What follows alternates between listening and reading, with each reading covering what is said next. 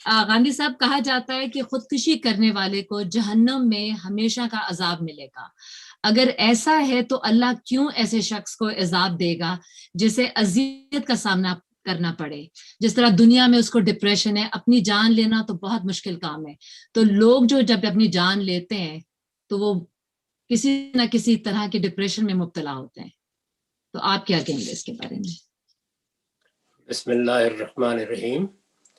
3 باتیں سمجھ لیجئے، اس کے بعد اس طرح کے سارے سوالات کا جواب آپ خود دے سکیں گے. پہلی چیز یہ ہے کہ کسی کی جان لینا، اپنی جان لینا، اسلام کے نقطہ نظر سے یہ بالکل برابر ہے. اللہ تعالیٰ نے نفس انسانی کو حرمت عطا فرمائی ہے. چنانچہ نہ میں کسی دوسرے کی جان لے سکتا ہوں، نہ اپنی جان لے سکتا ہوں.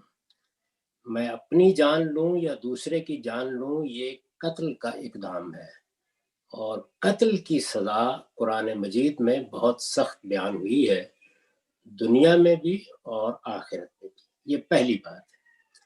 دوسری چیز یہ ہے کہ جب بھی ہم کسی جرم یا گناہ کا ارتکاب کرتے ہیں یا کوئی غلط کام کرتے ہیں تو سزا سے پہلے قرآن مجید نے یہ بتایا ہے کہ یہ دیکھا جائے گا کہ جرم کیسے ہوا اور کن حالات میں ہوا.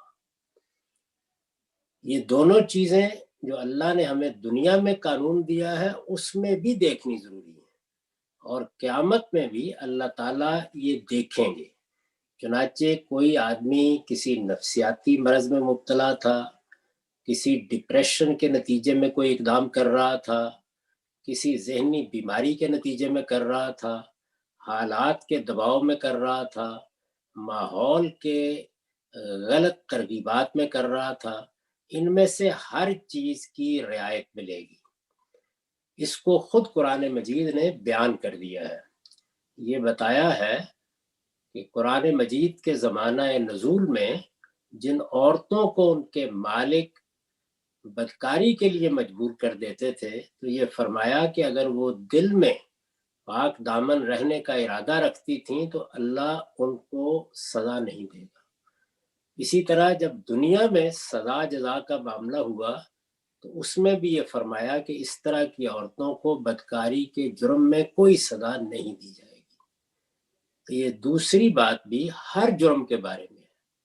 یعنی اس کا یہ مطلب نہیں ہے کہ وہ جرم ختم ہو گیا، وہ قتل ہے، وہ بدکاری ہے، وہ ڈاکہ ہے، وہ چوری ہے. جب بھی کوئی آدمی کسی جرم کا ارتکاب کرے گا تو وہ جرم تو ہو گیا، اور وہ اس کے لیے ایک مجرم کے طور پر اللہ کی عدالت میں پیش بھی ہو جائے گا، لیکن اس کے حالات کیا تھے اس کو رعایت دی جائے گی. یہ دوسرا اصول ہے. تیسرا یہ ہے کہ رعایت اتنی ہی ملے گی جتنا ایک وہ مجبور ہوا یا دباؤ میں تھا. اس میں کچھ چیزیں وہ ہیں جن کو ہم اپنی دنیا میں بھی جان لیتے ہیں، اور کچھ وہ چیزیں وہ ہیں کہ جو انسان کے باطن سے متعلق ہیں. اللہ تعالیٰ یہ فرماتے ہیں کہ وہ قیامت میں انسان کا وہ باطن، یعنی اس کا شعور کیا تھا، اس کے حالات کیا تھے، دباؤ کی قوت کتنی تھی، اس کے ارادے کا کیا حال تھا، سب اس کے سامنے نکال کے اس کی میز کے اوپر رکھ دیں گے. اس کے بعد جب وہ خود اس بات کا اقرار کر لے گا کہ یہ کام میں نے اپنے ارادے سے کیا ہے، لیکن اس میں اتنا حصہ وہ ہے جس کا باعث میرے حالات بنے ہیں، تو اب اس کے لحاظ سے اس کو رعایت ملے گی، یعنی سزا میں رعایت ملے گی. اور اس میں اس کا پورا امکان ہے کہ اس کو اتنی رعایت مل جائے کہ اسے بالکل ہی معاف کر دیا جائے. تو یہ 3 چیزیں ہیں جن کو ہر معاملے میں سامنے رکھے تو یہ خودکشی بھی سمجھ میں آ جائے گی، قتل بھی سمجھ میں آ جائے گا، باقی چیزیں بھی سمجھ میں آ جائے گی. بہت شکریہ.